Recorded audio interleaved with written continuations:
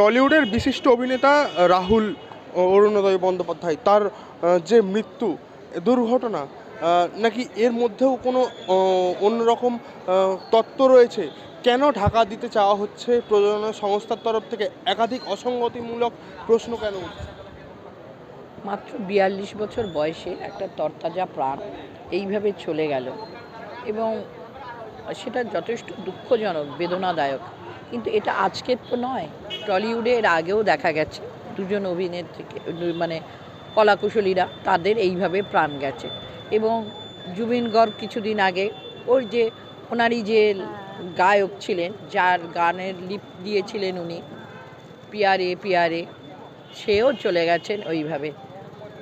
বেশ কিছু বছর আগে একজন অভিনেত্রী এইভাবে জলে ডুবে মারা গেছে। বারবারই দেখা যাচ্ছে যে বিভিন্ন রকম ইস্যুতে আমাদের টলিউডের সংস্থার যারা প্রযোজক সংস্থা রয়েছেন, তারা কলাকুশলীদেরকে সেভাবে নজরই দেন না।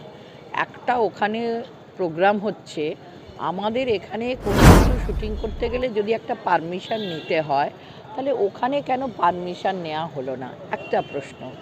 দ্বিতীয় প্রশ্ন, একবার বলা হচ্ছে শুটিং চলাকালীন হয়েছিল, পরে বলছে শুটিং এর পরে, প্যাকআপের পরে হচ্ছে, কিন্তু ওখানে ক্যামেরা অন ছিল, ড্রোন উড়ছিল। সেই সময় দেখা গেছে, তার যে ছবি পাওয়া গেছে তাতে দেখা যাচ্ছে যে শুটিং চলছিল। তাহলে একজন অভিনেত্রীকে তোলা গেল, তাহলে একজন অভিনেতাকে তুলতে এত দেরি হলো কেন? নুলিয়ারা কেন তাড়াতাড়ি পারল না? এবং কেন তাদের কথায় অসঙ্গতি থাকবে? সত্য কথাটা সত্যভাবে তারা বলতে পারল না কেন? কোনো কিছু হলে শুটিং স্পট বন্ধ করে দেয়া হয়, শুটিং বন্ধ করে দেয়া, তাহলে কি একটা কলাকুশলীদের জীবনের দাম নেই? নাকি এটা কোনো পরিস্থিতির শিকার, না কোনো রাজনৈতিক শিকার? সেটাও একটা প্রশ্নবোধক চিহ্ন উঠে আসছে এর মধ্যে। যখন সংস্থাটার যিনি মালকিন, তিনি তো একটা মানে দলের সঙ্গে জড়িত, এবং তিনি মহিলা কমিশনের চেয়ারম্যানও, এবং একটা দলের উনি বিলংস করছেন। সেই ক্ষেত্রে দেখা গেলে রাহুল কিন্তু ওনার অপোজিট সাইডের লোক। তাহলে কি এখানে কোনো রাজনীতির পরিবেশ সৃষ্টি হয়েছিল? তার মধ্যে থেকেই কি তাকে প্রাণটা দিতে হলো? তা না হলে সঠিক উদ্ঘাটন ওনারা করতে চাইছেন না কেন? এটা লীনা বন্দ্যোপাধ্যায় কিন্তু তার পদত্যাগের কথা জানিয়েছেন। শুনুন, উনি তো পদত্যাগ করবেন, কারণ ওনার ওপর চাপ সৃষ্টি হচ্ছে, পদত্যাগ করবেন। মহিলা কমিশনার হিসেবেও যে উনি অনেক কিছু করেছেন মহিলাদের জন্যে, তা তো সেটা নয়। কারণ যখন বিভিন্ন জায়গায় হিউম্যান ট্রাফিকিং হচ্ছে, বা এই যে বিভিন্ন রেপ কেসের ঘটনাগুলো ঘটছে, ধর্ষণের ঘটনাগুলো ঘটছে, সেটা নিয়ে যে উনি মুখ খুলতে পেরেছিলেন সেটা কিন্তু নয়।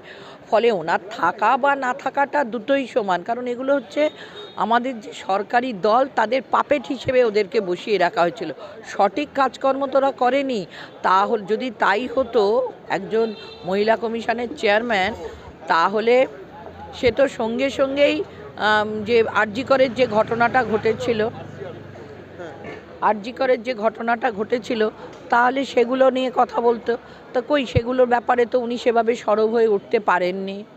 বা এখনও পর্যন্ত আরজিকরের ঘটনা ছাড়াও এরপরে অনেকগুলো ধর্ষণের ঘটনা মহিলাদের ওপর ঘটেছে, সেভাবেও উনি সরব হননি, কারণ উনি পাপেট হিসেবে রয়েছেন। তাই জন্যে ফলে এখন যেহেতু সামনে ইলেকশন, আমায় গা ঝেড়ে দিতে হবে, আমাকে সাদা সফেদ শাড়ি পরতে হবে, তাই জন্যে হয়তো দিদিমণি তাকে চাপ সৃষ্টি করেছেন, ভাই তুমি এখন ছেড়ে দাও, পদত্যাগ করে দিচ্ছেন। যে রাহুল বন্দ্যোপাধ্যায়ের মৃত্যুর জন্য যে পদত্যাগ করেছে আমার মনে হচ্ছে না। শুধু তাই না, এর আগে যে ঘটনাগুলো বললেন সেগুলো ছাড়াও এই ঘটনাতেও তার যে বক্তব্য, লীনা বন্দ্যোপাধ্যায়ের, তার যে দায় এড়ানোর মন্তব্য, সেটা কিন্তু স্পষ্ট, এবং বারবার বিভিন্ন অভিনেতা অভিনেত্রীরা এই অভিযোগ সরাসরি তুলেছেন। অবশ্যই উনি তো প্রথমেই বলে দিলেন এটা প্যাকআপের পর হয়েছে।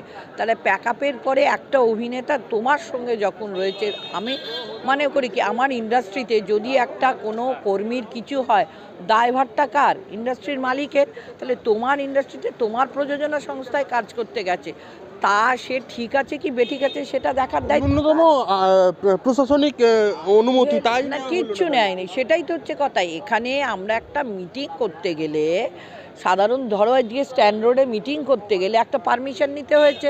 তাহলে ওখানে একটা জলের ওপর, এখান থেকে গিয়ে অন্য স্টেট, সেখানে একটা অভিনয় হচ্ছে এবং এতগুলো কলাকুশলীরা রয়েছেন, জলের মধ্যে অভিনয় হবে। একটা কোনো সিকিউরিটি নিয়ে যে একটা জলেতে গেলে নুলিয়ারা সেখানে থাকবে, এই অবধি আপনারা যেতে পারবেন, তার বেশি যেতে পারবেন না, এই টিম থাকবে। অবশ্যই একটা রিকভারি টিম থাকার দরকার এবং আপনারা এই অবধি যেতে পারবেন, এর বাইরে যেতে পারবেন না। ওখানকার চোরাবালি সম্পর্কে আমরা জানবো না, ওখানকার স্থানীয় লোকেরা জানবে। স্থানীয় মৎস্যজীবীদের পর্যন্ত জানানো হয়নি, তাদের কাছ থেকে সাহায্য চাওয়া হয়নি। তাহলে এই যে ঘটনাগুলো, তার মানে মনেই হচ্ছে কিছু না কিছু একটা ধামাচাপা দেবার ব্যাপার হচ্ছে। কিন্তু আলটিমেটলি যিনি চলে গেলেন তিনি তো চলে গেলেন এবং যাদের হাত থেকে সেই জন্য কি ওই রাহুল বন্দ্যোপাধ্যায়ের দিকেই বল ঠেলে দেওয়া, তাকেই দোষী করে দেওয়া সেইটাই সব থেকে সহজ? সেটা তো সহজ, এটা তো স্বাভাবিকই। এর আগেও তো দেখেছেন কেন আরজি করেন মেয়েটা ওখানে ঘুমোতে গেছিল সে কথা বলা হয়েছে। অতএব রাহুল কেন ওখানে গেছে এটা তো সহজ। যে মৃত মানুষ সে তো এসে আর দাবিটা করবে না, সে তো আত্মপক্ষ সমর্থন করতে পারবে না, সে তো আঙুলটা তুলতে পারবে না।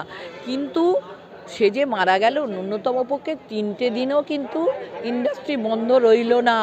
এমনকি এই ঘটনায় শুধুমাত্র নর্মাল একটা অস্বাভাবিক মৃত্যুতে যে ইউডি আনন্যাচারাল ডেথ সেই হিসাবে যে মামলা হয় সেই মামলাটাই হলো, এছাড়া আর অন্য কোনো তদন্ত, অন্য কোনো মামলা হলো না।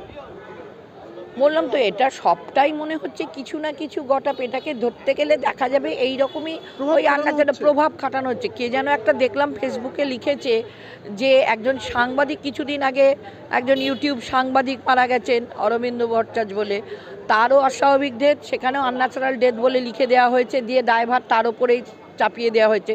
ঠিক সেই রকমই এর ক্ষেত্রেও তাই। কারণ হয়তোবা তারা কিছু সরকারের বিপক্ষে গেছিল না কি, সেটা নিয়েই তো একটা ভীষণভাবে দ্বন্দ্ব। মানে আজকাল সমাজটা এমনই হয়েছে, মানে রাজনৈতিক ক্ষেত্রটা এমনভাবেই তৈরি করে দেওয়া হয়েছে যে শুধুমাত্র সেই সরকারি দলের পৃষ্ঠপোষক না হলে তাদের অবস্থা কিন্তু খুবই খারাপ হয়ে যাচ্ছে। এই আর কি, এটা অত্যধিক অত্যধিক অত্যধিক খারাপ অবস্থা। আজকে সমাজের ন্যায়বোধ, নীতিবোধ, মূল্যবোধ কিচ্ছু নেই, সবটাই যেন মাটিতে ধুলিয়ে মিশিয়ে দিয়ে গেছে। আর একবার রাহুলের মৃত্যুটা সেইটা চোখে আঙুল দিয়ে দেখিয়ে দিয়ে গেল।